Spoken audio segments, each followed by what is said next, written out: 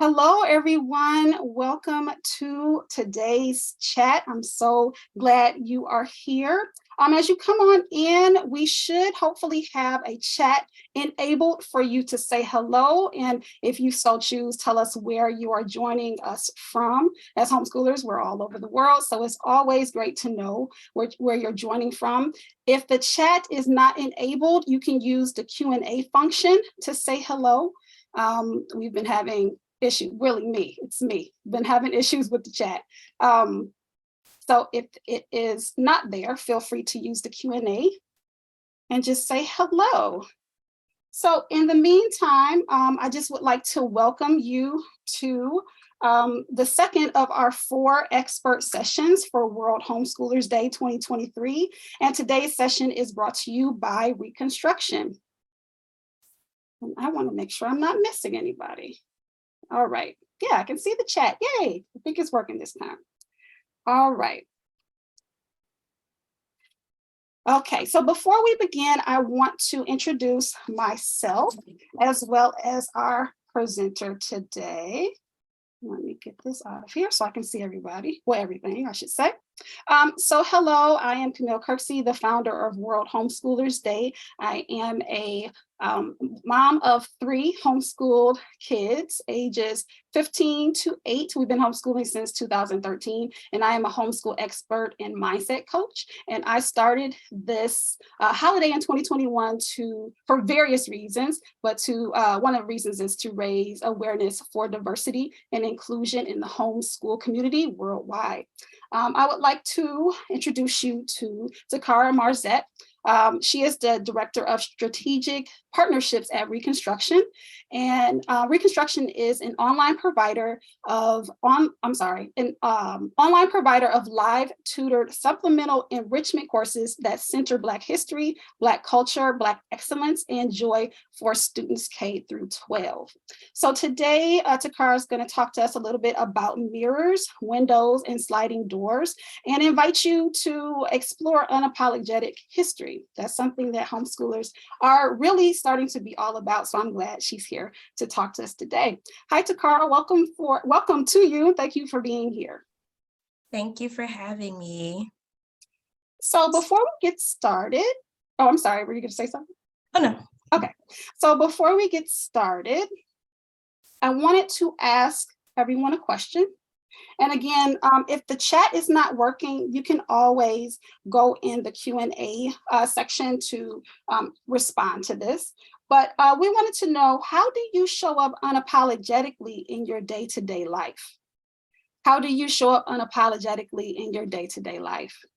And that is a very good question, Taccara, that you have. It's a very big question that a lot of people may not be thinking about. They're just trying to get through the day. But showing up unapologetically is very intentional. So if you would like to share, like I said, either in the chat or in the Q&A, please do that. In the meantime, I can just share how I try to show up unapologetically. I think I do this naturally, but I just try to be honest about where I'm at, how I'm feeling, and honor the fact that I am human, and things are not going to always go as planned and how I envision, and just try to roll with the punches and treat myself really with empathy as much as possible. And when I'm doing that, I hope I model that for my children. So thank you. And it's a question that I really enjoy asking because, as you shared, most of us are running in the day-to-day, and we don't really stop to think about what we're thinking about. And so it's a question that I think is very important to ask ourselves and really think about. A way that I show up unapologetically in my day-to-day life is through my faith. To know me is to know that I have a strong faith, and I am a very spiritual person, and I do not apologize for that. It is a part of my identity, and that is how I show up unapologetically every day. I love that. We have to live who we are, and that's what it's about. Absolutely. So it looks like we can get started with our discussion. So our first portion is all about mirrors. And I think this topic, we actually talked about this a little bit on our interview with you over on our YouTube channel now. But that is mirrors, windows, and sliding doors is such a visual concept. So I can't wait to see what you're going to share. So yeah, let's jump into that first topic of mirrors. Yes, thank you. And so I would like to say I'm a former educator and I believe in honoring people and their thoughts. And so this concept and this theory is not something that was born out of my brain. This theory actually comes from, it started with Emily Stiles, and it's a theory of windows and mirrors. And then Dr. Rudine Sims Bishop added the theory and added to it with sliding doors. And I like to start with the quote from Dr. Rudine Sims Bishop, which says, "When children cannot find themselves reflected in the books they read, or when the images they see are distorted, negative, or laughable, they learn a powerful lesson about how they are devalued in the society of which they are a part." And again, that's a quote from Dr. Rudine Sims Bishop. And so this concept of mirrors, right? We all know what a mirror is. We wake up every day, we look in the mirror as we're brushing our teeth and getting ourselves ready for the day. And when we look in the mirror, we see something reflected back to us. And with that concept of mirrors, that's what this is pretty much saying. When we look at literature, when we look at curriculum, it should be a mirror. It should have something that reflects one's own culture and helps to build one's personal identity. So again, these are the books and stories where you can really see yourself and parts of yourself reflected. One thing I'll say here is a lot of time when folks think about mirrors or when we start talking about culture, a lot of people defer to race. And race is a part of your culture, but there's so much more that makes up a person's identity. And so it's important for us to really think about, that's why we started with that question about how are you unapologetic, like thinking about who are you really? What is your real identity? And then finding resources, books, curriculum that reflects that identity. And it's important for us to do that, right? It's important for us to do it for a number of reasons. It validates our identity and being. It makes us feel seen. It makes us feel important. Who doesn't want to feel seen and important? It creates a sense of belonging. It makes us feel like we're part of the larger group. We're part of the community, like we're supposed to be here, like we're wanted. And then it also encourages us to think about our identity and our place in the world. As we are reading these books and we are engaging in this curriculum and its content that reminds us of ourselves, then it makes us think, well, I saw this character do something and we're similar, but I don't think that I would react in that same way. So it really just helps us to think about ourselves and where we fit in the world. So it's really important that the curriculum, that the books, that all of the content that we're providing for students and for really every learner, it is a mirror. It helps for folks to see themselves in what they're reading and what they're learning. Absolutely. There's so many points that you brought up that that resonated with me because, as a Black homeschooler, we absolutely have to seek out information and educators if someone else is going to do the lessons, books, curriculum, even movies, all types of things. It's a very intentional practice.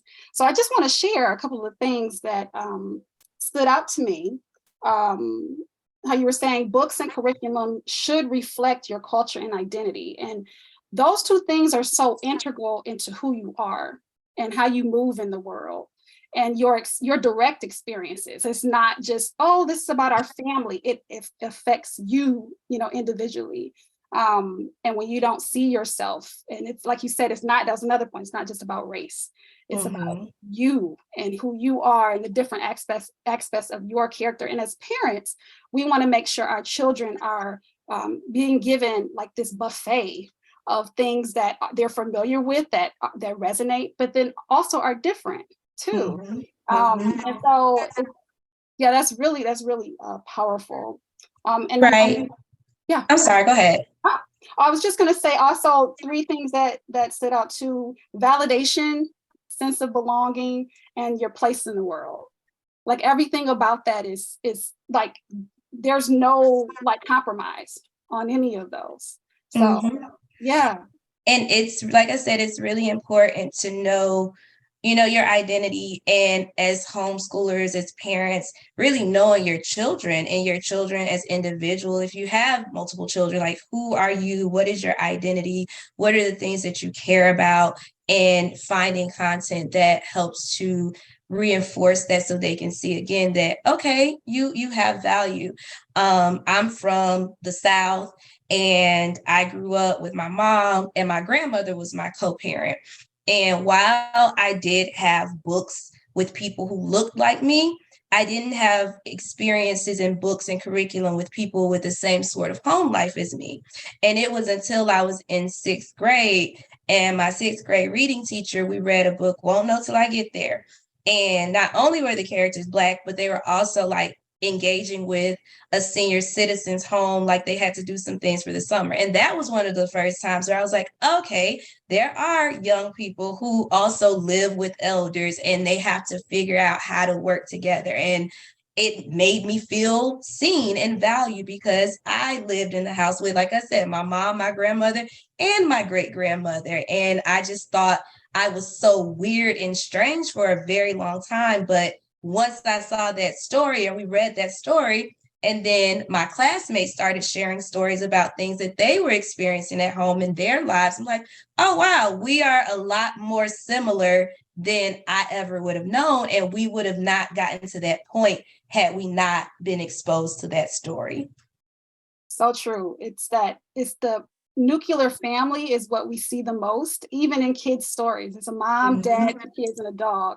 And that's not even that common, to be honest, worldwide. So yeah, that is very validating to see. Like, and then like you said you kind of alluded to this when you were explaining it, like the sense of belonging, and that there's a community that I am part of. So you found out that, yeah, these are your classmates and you're together, but you have even more in common, like you said, than you initially thought. And yeah, what a gift that you had growing up to have those generational lessons. I know it wasn't always easy, but like most people don't know their great grandparents. Yep. So that's amazing.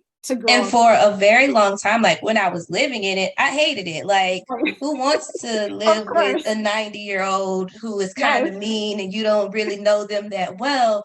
But after going through the lesson and talking with my classmates, and really, again, talking to friends who didn't get to meet their grandparents, it also helped me say, wow, like, while this is different, it's also special, and I should appreciate. And it empowered me to, like, even though it's different, I'm okay. I can also think it was that same reading teacher in sixth grade. We read a story, Freak the Mighty.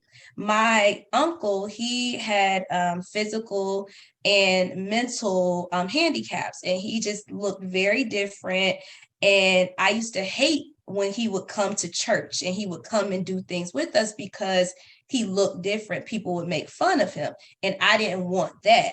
But when we read Freak the Mighty, and I'm reading about this character who is big and just looks different, again, it just helped me to see that there are other people in the world who have disabilities, who are different, and it's okay. And then again, it empowered me to just have a different perspective on how I interact with my uncle, as well as how I interact with my friends who may make fun of my uncle when we were all together. Yeah, there's so many life lessons, and you were young that you got it. So that's really good. But that inclusivity across the board, because it not only helps you feel like you belong, but once you feel like you belong, you can extend that empathy and that invitation to others to say, hey, yeah, it would be real simple to make fun of this, but how about we learn to embrace it and realize you're really, even though you may look different, you still probably have a lot in common, and you can learn a lot. So mirrors are so important. And like I told you before, I love the visual of that, because yeah, I see myself as the physical, but there's so much more. And it reminds you that everybody's the same in that way. That we may look a certain way, but there's so much more to learn about each other. Thank you for that. Yes, that's great. All right, so let's go on to ask a question to the audience.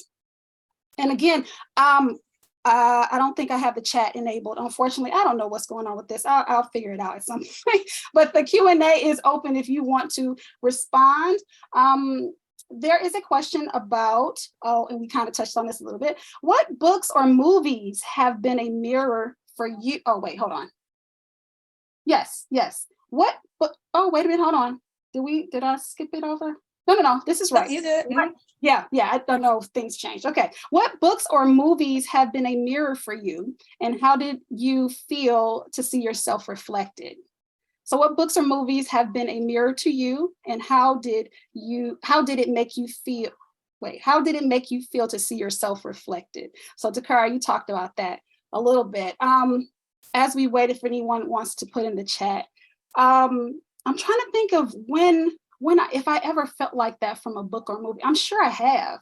I'm sure there's been a lot of moments, but I don't know if I felt like that as a kid. I think as a kid I was just entertained. I don't know if I really felt like, but I do remember, because I grew up in the 80s and 90s. So I remember, like, I just call it the Black Renaissance of like the Cosby Show, A Different World, all these different Black shows and Black culture, Black music. So I guess I felt, and then I'm in Detroit, so everybody was Black running the city, on down.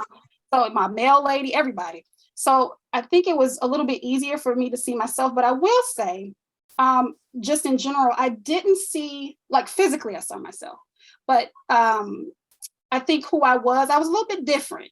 And I don't think I saw myself until I got older. But boy, I wish I would have been able to see myself in books or movies, because I didn't like a lot of the same things that my friends liked. And I was okay with that. I wasn't self-conscious about it. But wow, when I became an adult, I was like, yeah, my people are out here. Mm-hmm. I was able to see myself in so many spaces. But yeah, it's really a powerful thing. It's very validating. And sometimes I feel like it bridges a gap between, like, who you are and who you want to be. Sometimes you're a little bit scared to make that leap because you don't want to be too different. Or you don't think people are going to accept you. And when you do that, though, it's like, wow, it's so powerful. It's funny you mentioned the Cosby Show, because I remember growing up the 90s watching TV and loved the Cosby Show. And I remember one time I was like, Ma, I know what college I want to go to. I'm going to Hillman. And she just fell out laughing. I was like, why is that so funny? She's like, that's not a real college. But again, the impact that, watching this show, no one in my family went to college. So it's not like I could say, oh, I want to go to this school like my aunt, or this school like you went. I only knew the Cosby Show, and they went to Hillman, and they always talked about Hillman. And I was like, I want to go to Hillman. And so my mom and my stepdad, they always would bring that up. Like, Sky, you going to Hillman? Yes. Right. Yeah, it was. It's like, I didn't really know about Black colleges, and I definitely never thought like I would go to one, Yeah. So yeah, it became normal to be like, I want to go to a Black college, and that's okay, Yeah, absolutely. And with homeschooling, I think it's of course it has to be very intentional, because the first things you normally come across are very, European centered and very nuclear family centered. And so, like, with this holiday, I even, like, the imagery I try to project are like every type of person I can find. It's not always easy when you're trying to find stock images, but yes. It's like, we know that at Reconstruction, it is definitely challenging to find certain faces and stock images. Yeah, and even how you mentioned, like, physical disabilities or like neurodiversity, like we may look the same, but there's things that are different. So yeah, it's just very important to see ourselves, not just race-based, just see ourselves everywhere we can. Absolutely. All right, well, let's move on to windows, because that's the next good topic that we can discuss. Yeah, so like the mirror, like you said, the imagery of the mirror, we look in it, we see a reflection. Same sort of concept for a window. We have a window, and we can look out the window and see other things on the other side of the window. And in regards to curriculum, in regards to stories that we provide for our students and our children, our content should also be a window. These are the stories and curriculum that reflect a real culture and identity that is different from your personal culture and identity. So notice I said a real culture now, in telling the truth about a culture and someone's identity, but it's different from your own culture. And it's so important for us to not just provide the mirrors that we see ourselves in, but we also need to provide those windows to get an opportunity to look into others' cultures. And it's important for us to do this because it allows us to deepen our understanding about the wider world. I'm from a small town, DeLand, Florida. That's where I grew up. That's what I knew. And once I left and went to college and started traveling, I'm like, wow, the world is very, very different from low DeLand. And that is why we need to expose our children to these things. And we can do that very early in the curriculum. You know, we don't have to go on field trips and go on airplanes. We can do that through text and through the content that we share with them.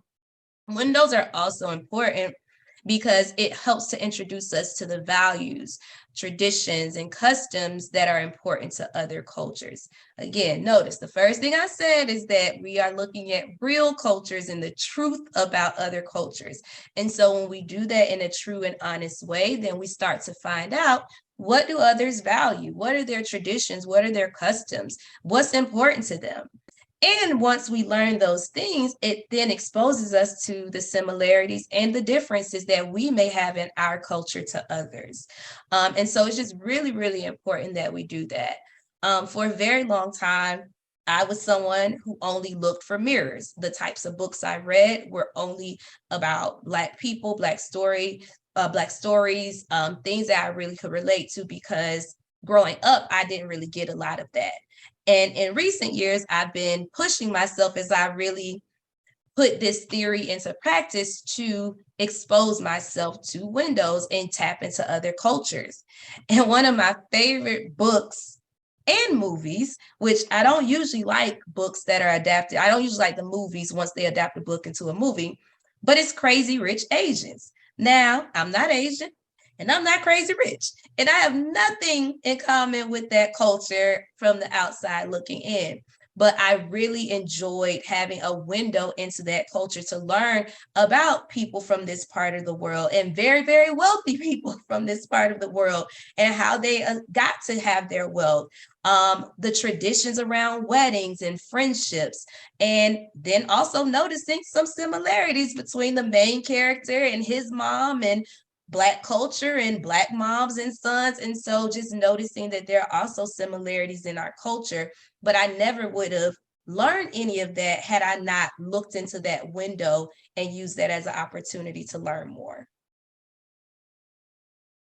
That's just so true. So many of the points she made. Just yes. Well, you know, it really stands out, like we are more alike than different. I don't know, whoever said that was really, really wise, because underneath it, we all are pretty much doing similar things, going through similar things.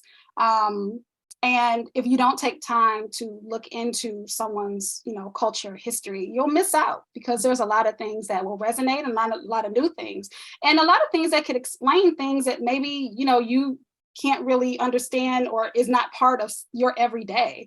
It just exposes you. And as educators, that's what we want to do for our children anyway, expose them to all different types of things and see what's resonating. I just want to, like I did with mirrors, just point out some other things that stood out about what you said. And you reiterated this a few times about real stories, real history, real cultural experiences that are written either by someone in that culture, or like co-written, co-created with someone. And something you mentioned in the interview that stood out to a lot of people is the knowing who's behind these books, who's who telling the the story, boards are, who the publishing companies are. And it feels like a lot of work, but it is very true, because if we expose, now we can always do it from the thing of, you know, like help them, like the students think critically, like, okay, this is your information. How do we know this is true? You know, we can always take that kind of thing. But when they're little and they're just trying to listen and learn, you can't go that route necessarily. Right. So it is just go on the website, do a little Googling sometimes to know who's behind this. More and more we need to do that, because the internet has opened up so many resources. and you don't know where it's coming from. And it may not be somewhere that you want to be in your home and in your child's mind. So yes, the truthful, real stories is so important. And like you mentioned, there's a whole world out there. It's not just in front of us, outside of our doors. So And important. And I think one of the beautiful things that you all have the privilege of as homeschoolers is to do that research.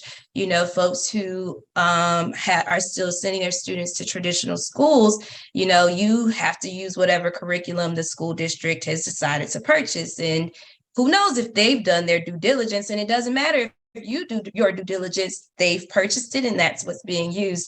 But as homeschooling families, you all have that ability to, you know, do that deep dive, find things that are in alignment with your personal values and what you want to expose your children to. Absolutely. And believe me, we do it and we talk about it.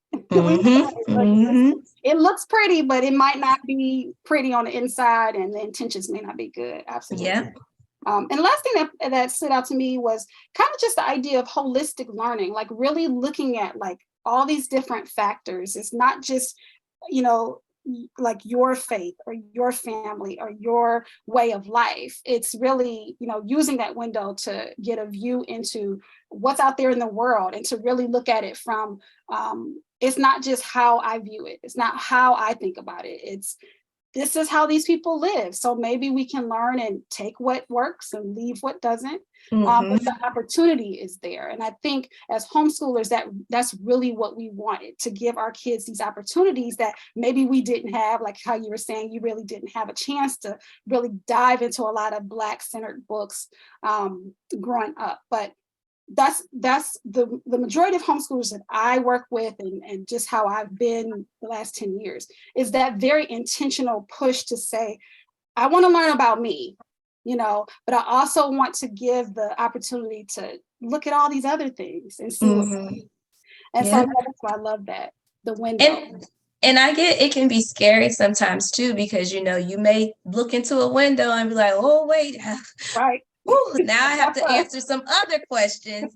But, you know, I think that's, again, the beautiful thing about learning. I taught and I was in the traditional system for over a decade. And I will always tell my students, I don't know, but let's find out together, you know? And so, and also just coming from a non-judgmental way, like, that's what they do in their culture. It's not right or wrong. It's just what they do. And so just really getting kids to understand that. And I think it's powerful the younger you're able to do that as well. Yeah, it becomes their default. It's that it's not that myopic view of this is the only way to do it. And what a beautiful gift that is, to have that, or even ask them. I love how you said, let's look into it. Sometimes I ask my kids, like if they ask me a question, I'm like, well, what do you think? Because they already normally have some kind of opinion and maybe they don't know, you know, we can learn everything, but you know, that empowerment, that like your voice matters too, what your voice matters too. Yeah, that they just offer so many opportunities to empower and learn. Absolutely. All right. Let's move into our last question. And again, you can use the Q&A option here since our chat is not up and running. Excuse me. We already did that. Excuse me. We are on to sliding doors. That's what we are talking about. We already have this, we have this question already. So let's move on to sliding doors and learn a little bit more about that. Yes. So as I shared, this theory was started by Emily Stiles, and she initially just had windows and mirrors. But when Dr. Rudine Sims Bishop came and started interacting with this thought, she said that content and curriculum and books are also an opportunity for sliding glass doors. Now, I shared I'm from Florida, and everybody in Florida has sliding glass doors. And similar to a window, you can look out of it and see what's on the other side and get a peek, but you can also then open that sliding glass door and walk into that culture and immerse yourself in that culture. And these are the stories, curriculum, and experiences that allow you to really become a part of another person's culture or another group's culture. And this is important because it really encourages reflection and action. It's taking something that you've learned about and now you're reflecting about it, and now you're going to act on it. And it also oftentimes results in a change of perspective because you've learned something and now you're shifting the way that you may have thought about that particular group. It could be, oh, wow, we have a lot more in common than I thought. Let me go do some more research. Or it could be, wow, I thought these people were XYZ, but now I'm learning actually they were powerful and profound. And so really just shifting the way you think about folks. I had this experience last night. It's graduation season. And my baby brother just graduated from high school. And we went to a hibachi restaurant, and it's a little local restaurant, not a chain, a standalone restaurant here in the metro Atlanta area. And as we were there, the owners came in and said, hey, we want to do a traditional celebration song. And we're like, great, come on. And so they came in, they had a drum, they were beating on the drum, and then they started singing in Japanese, and they're like, we need y'all to clap. And the whole time I was like, wow, like we are now immersing ourselves in their culture. And then I'm like, this is similar to just like happy birthday celebrations. And I was picking up the happy birthday song in the midst of their celebration song. So it really just helped to shift my perspective on celebrations in this particular culture. And it's important for us to do that again, because it encourages you to reflect and think about what you think about certain people. Metacognition is so important to me, and I don't think we spend enough time thinking about what we think about, but that's what the sliding glass doors helps you to do in this particular analogy, to walk into another's culture and to just shift your perspective or take what you've learned and apply it into some new way. Yeah, absolutely. That we kind of started off the conversation about thinking about what you're thinking about when it comes to being unapologetic about your own life. And so I think that's always helpful if you can do that for yourself, you can do it for others, but sometimes it's easier to learn by doing it for others, and then you can in turn do it for yourself. Either way, I think you get to a good place of understanding. And I love the idea of walking into other cultures, because with homeschooling, we have, some of us are like physically world schoolers. So we're out and about in different cultures. But for the majority of us, we have to like either try to create the experience at home, maybe through food or through different celebrations. But, I always, when people say, well, how do you, do it? Like, how do I immerse myself if, I'm not close, like maybe if I'm rural? And I always say, well, there's always going to be some type of maybe Cinco de Mayo type of, celebration in the city, or it's going to be whatever, Juneteenth or whatever. It's always going to be something. Even, because we have the internet, you can stream things and be part of it. You don't have to physically be there, like you mentioned. So, listen, I've gone to church more in this pandemic space than I ever have before, because the internet, like you can go anywhere around the world. And so that is the beauty of the technology that we have. Like you mentioned, I have the benefit of being in the metro Atlanta area. But there's always something. They just had a Chinese lantern parade this past weekend. So researching and finding out things about other cultures that are happening in your area. Again, I live in a place where I have access, but if you're in more rural areas, you'd be surprised at what your local library even has to offer. Where I'm from, our library did things every month to celebrate the different heritages that were happening and being honored. And so checking into your libraries, checking into, different community-based organizations that may be doing some of those things as well. Absolutely. Community centers, like all types of, even like the Y, like there's always some opportunity, even if it's not as much as you would like. It's just start with one thing, do the one thing you can. Absolutely.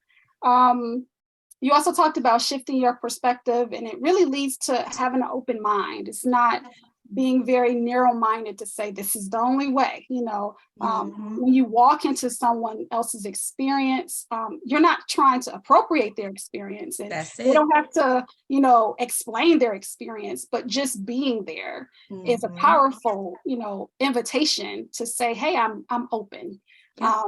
Yeah, and that's a game changer, and more than likely, kids are open anyway. It's normally adults that have the Yes. problem, but it's a learned Yes. behavior. We learn as Yes. children to focus on the goal and not the experience. And so with homeschooling, that's what I say. It's a lifestyle. It's an everyday experience, and that's why things change. You got to flow, but you got to be open to it. Mm-hmm. Of that, that's like an integral part of sliding glass doors, is being open to that.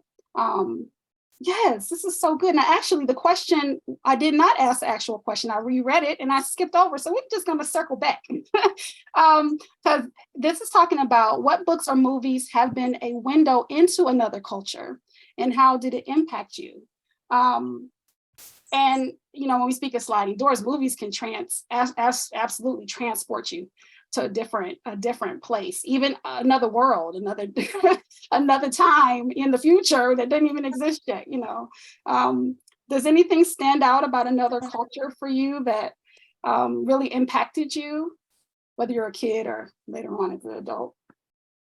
Something that really impacted me, it like people know, my best friend talks about it, how when Lovecraft Country was out, I couldn't go a day without saying, because on Lovecraft Country, but I had never really been into Afrofuturism and all of that type of stuff, but it really like pushed me there. And so then I started getting into Octavia Butler, and it shifted my thoughts. Like, I had never really considered Black people in space and what does that look like.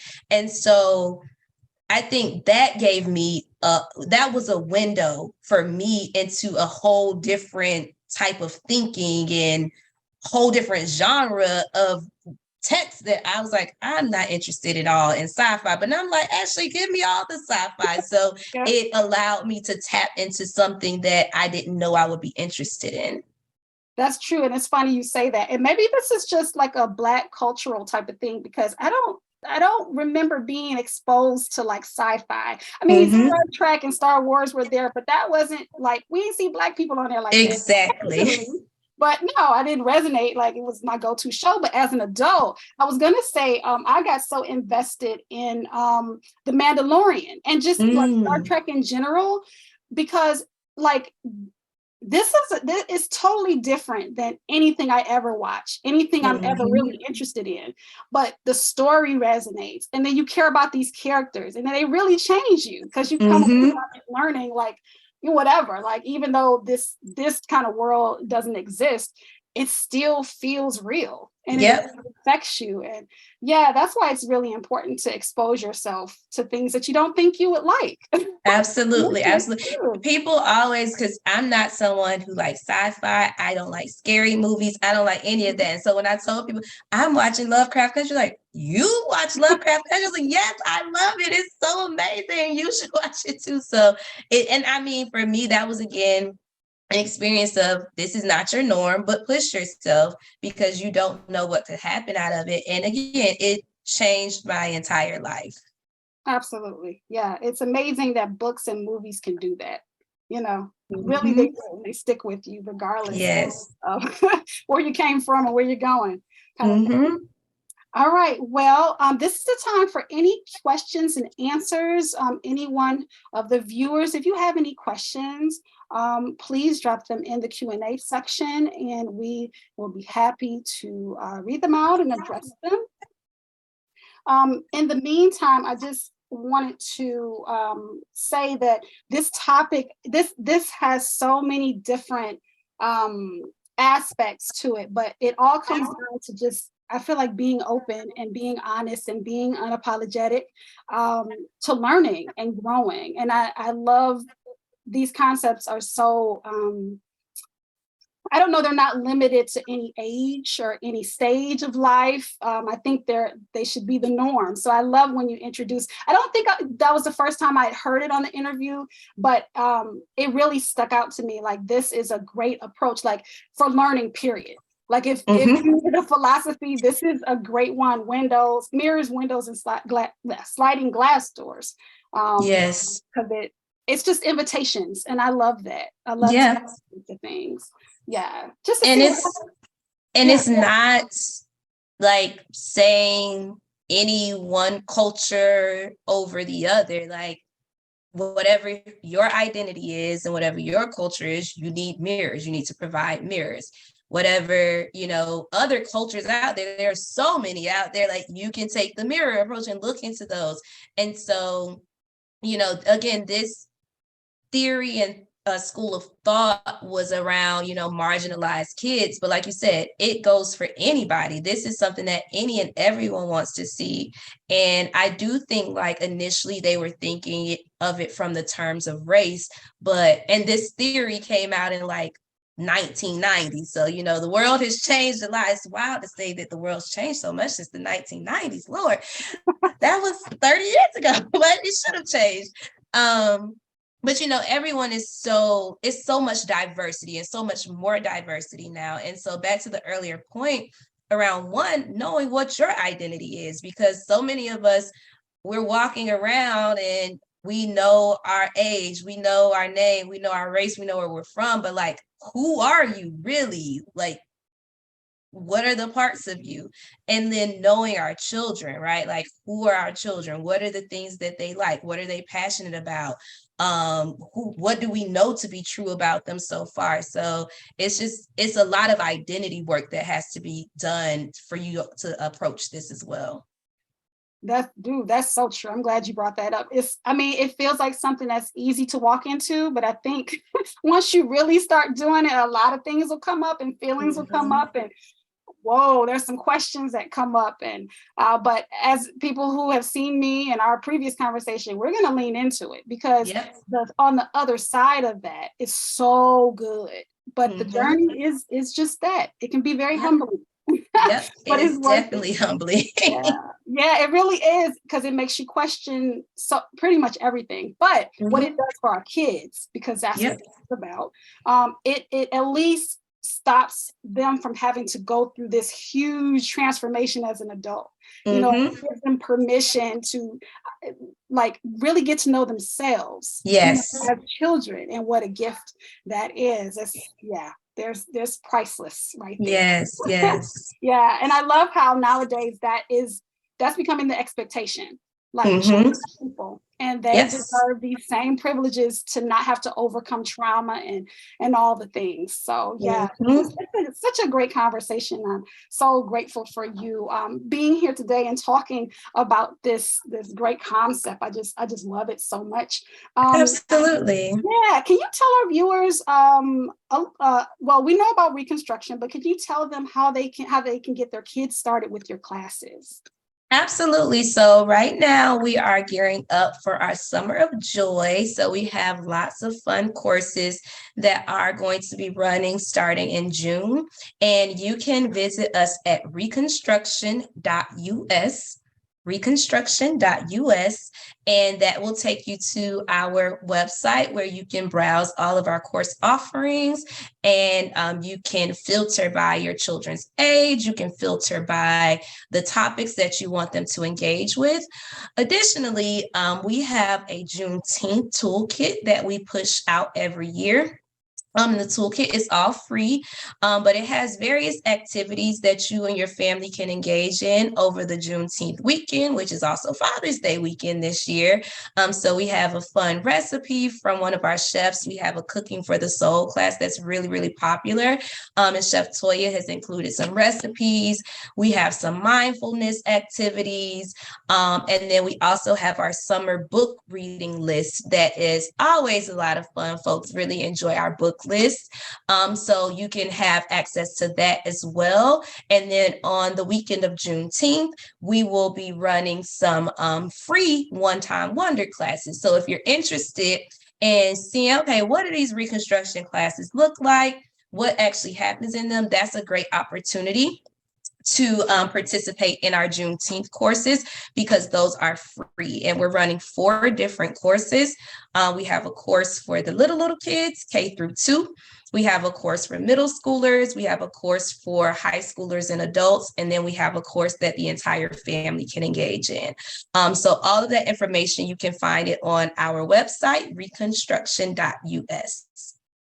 I love that so much. And summertime is such a great opportunity to try different things. A lot of people aren't really as heavy on the academics, so it's a lot of room to try and learn in a different way. So I love that you Yes. all offered that, and that toolkit sounds amazing.